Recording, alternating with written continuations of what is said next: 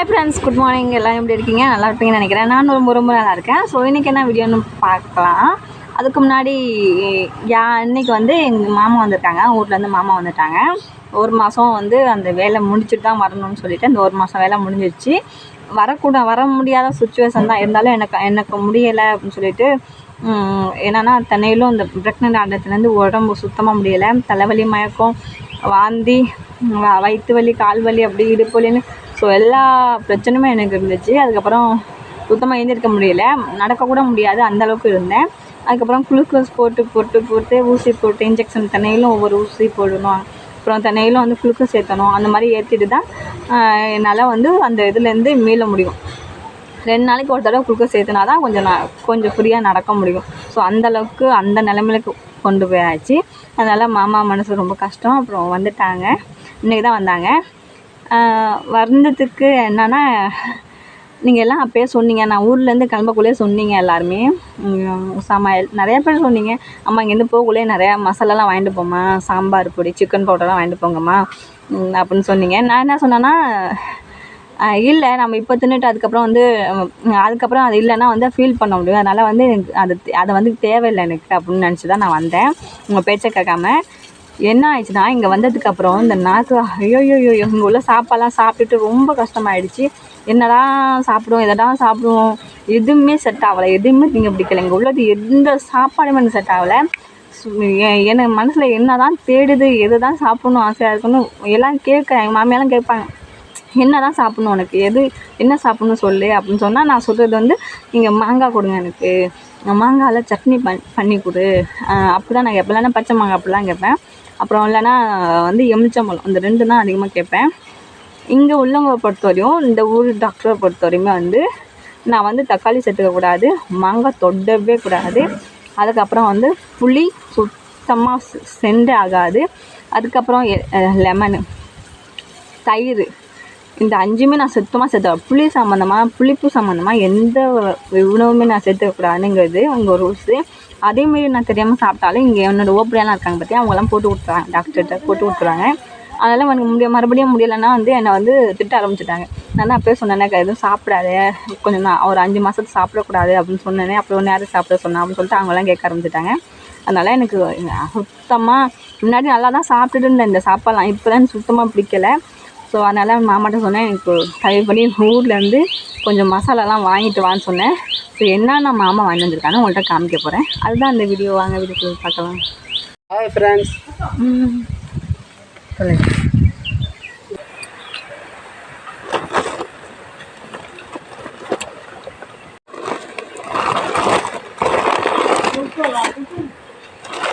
இதான் மாமா வந்து திங்ஸு. இதில் என்னென்ன இருக்குன்னு பார்க்கலாம். இது பார்த்திங்கன்னா பிரியாணி சாப்பிட்ணும் ஆசை. அது வந்து அந்த சம்பாவில் வந்து செஞ்சு சாப்பிட்ருக்கேன். எப்படி சொல்கிறது, பாசுமதியில் பிரியாணி சாப்பிடுவோம். ஆனால் எனக்கு இந்த சீரக சம்பா பிரியாணி சாப்பிட்ணும் ரொம்ப நாள் ஆசை, எனக்கு ரொம்ப ஆசை. நம்ம வீட்டில் நானும் செஞ்சு சாப்பிட்ணும் ஆசை.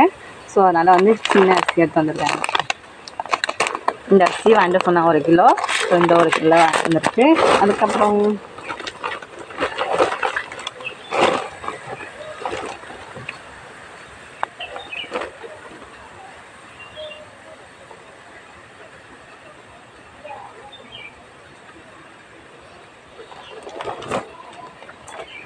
வந்து இங்கே வந்து தோசை ஊற்றி சாப்பிட்ணும் அவ்வளோ ஆசை, எனக்கு ரொம்ப நாள் ஆசை தோசை சாப்பிட்ணும். மாமா வாங்கிட்டு வந்தாங்க தோசை மாவு. எனக்கு தெரியாது, நான் வந்து இது பவுடராக இருக்கும்னு நினச்சேன். இட்லி தோசை சாப்பிட்ணும் அவ்வளோ ஆசை. இங்கே இட்லி தோசையே கிடையாது பீகாரை பொறுத்த வரையுமே. அப்படியே மனசில் தூங்கினாலும் எனக்கு அந்த இது தான் வருது. சும்மா ஏதாச்சும் சாப்பாடு இந்த ஊர் சாப்பாடு பார்க்கல, ஐயோ நம்ம ஊர் இட்லி இல்லையே, தோசை இல்லையே, அந்த பொடி இட்லி இல்லையே, தோசை இல்லையே அப்படின்னு தான் தோணுச்சு. ஸோ அதனால் நினச்சேன் பவுரு மாதிரி இருக்கும் அப்படின்னு நினச்சி தான் நான் இதை வாங்கிட்டு சொன்னேன். இது இல்லை, லிக்யூடாக இருக்குது இந்த மாவு. 4 டே டைம் கொடுத்துருக்காங்க, இன்னும் டைம் இருக்குது. ஸோ அதனால் இந்த மாவு எப்படி இருக்குதுன்னு தெரியல, ட்ரை பண்ணி பார்த்துட்டு சொல்கிறேன் எப்படி இருக்குன்னு.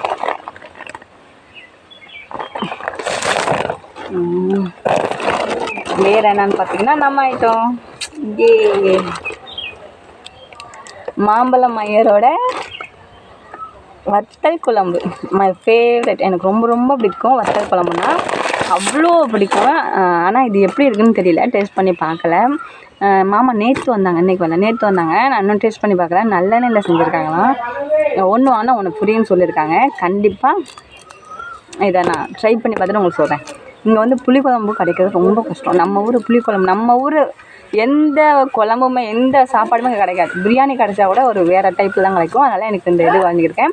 ஸோ இது எப்படி இருக்குன்னு சொல்லுங்கள். நான் ட்ரை பண்ணி பார்த்துட்டு எப்படி இருக்குன்னு சொல்கிறேன். இதை பற்றி நிறையா டிவியில் பார்த்துருக்கேன்.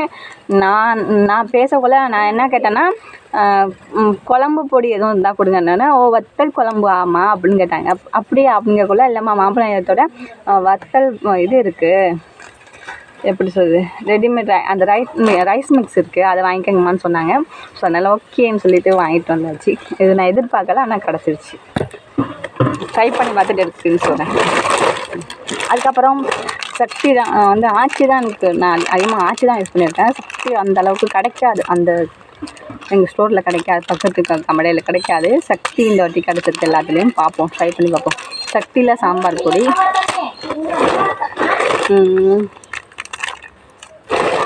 ஆச்சியில் இது மட்டும்தான் ஆச்சி. குழம்பு தூள், இது குழம்பு பவுடர். இதுக்கப்புறம் சக்தியில் சிக்கன் மசாலா, சக்தியில் ஃபிஷ் மசாலா, மீன் குழம்பு பொடி. இதுவும் அதே தான், நான் வந்து டபுளாக வாங்கியிருக்கேன் வந்தது. அதுக்கப்புறம் நம்ம ஃபேவரட் ரசப்பொடி, சக்தியில் ரசம். எங்கே போனாலும் எந்த ஊர் போனாலும் நீங்கள் எங்கே வேணாலும் போய் சாப்பிடுங்க. நம்ம ஊர் ஐட்டம், நம்ம ஊரில் தமிழ்நாட்டில் இருக்க சாப்பாடு மாதிரி வேறு எங்கேயுமே இல்லை. கேரளாவா, நான் எனக்கு தெரிஞ்ச 3 ஊர், சிங்கப்பூராக இருக்கட்டும், கேரளாவாக இருக்கட்டும், இந்த பீகாராக இருக்கட்டும், ஒரிசாவாக இருக்கட்டும், ஆந்திராவாக இருக்கட்டும், அதுக்கப்புறம் இங்கே வெஸ்ட் பெங்கால், அதுக்கப்புறம் இன்னொரு ஏதோ, ஆமாம், இதெல்லாம் நான் தாண்டி தானே வரேன்.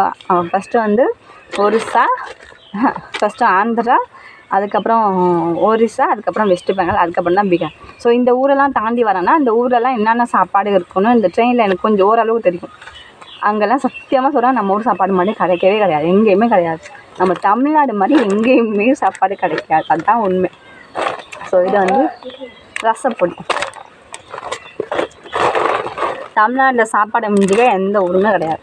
பீகாரெலாம் ஒன்றுமே கிடையாது சாப்பாட்டில். இதுவும் ரசப்பொடி தான், 2 வாங்கியிருக்கேன் மாமா. இது சிக்கன் மசாலா தான். அப்புறம் இதுவும் சாம்பார் பொடி தான், இத்தனை வாங்கியிருக்கு பாருங்க. இது பிரியாணி மசாலா. ஸோ இதான் வாங்கிட்டு வந்துருக்காங்க. இவ்வளோ மசாலா போதும் இல்லை, ஒரு 6 மாதம் ஓடுமா? 6 மாதத்துக்கு மேலே தான் அவனுக்கு ஓடும். ஏன்னா உனக்கு ஒரு ஆளுக்கு தானே. மாமா சூப்பராக சாப்பிடுவாங்க. தமிழ்நாட்டு சாப்பாடுனா மாமாவுக்கும் ரொம்ப பிடிக்கும்.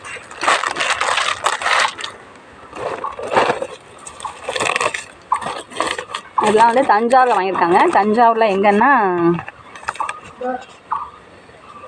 புண்ணியமூர்த்தி டிபார்ட்மெண்ட் ஸ்டோரில் வாங்கியிருக்காங்க.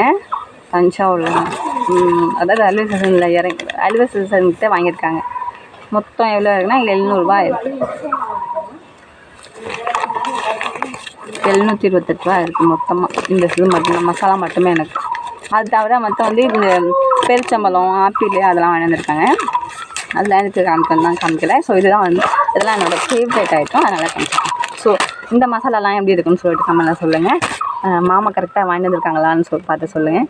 எது எனக்கு பிடிக்கும் இல்லை, இட்லி மாவு ஃபஸ்ட்டு, 2வது இது மை ஃபேவரட், 3வது இதில் எதுவுமே இதுன்னு சொல்ல முடியாது, எல்லாமே என்னோடய ஃபேவரட் தான். ஒரு நாளைக்கு தமிழ்நாட்டு ஸ்டைலில் மீன் குழம்பு வச்சு காமிக்கிறேன், தமிழ்நாட்டு ஸ்டைலில் சாம்பார் வச்சு காமிக்கிறேன். அப்புறம் இதை ஒரு நாளைக்கு டேஸ்ட் பண்ண கூட வீடியோ போடுறேன் பாருங்கள். ஸோ வீடியோ பிடிச்சா லைக் பண்ணுங்கள், கமெண்ட் பண்ணுங்கள், ஷேர் பண்ணுங்கள். தேங்க்யூ. சப்ஸ்கிரைப் பண்ணுங்கள்.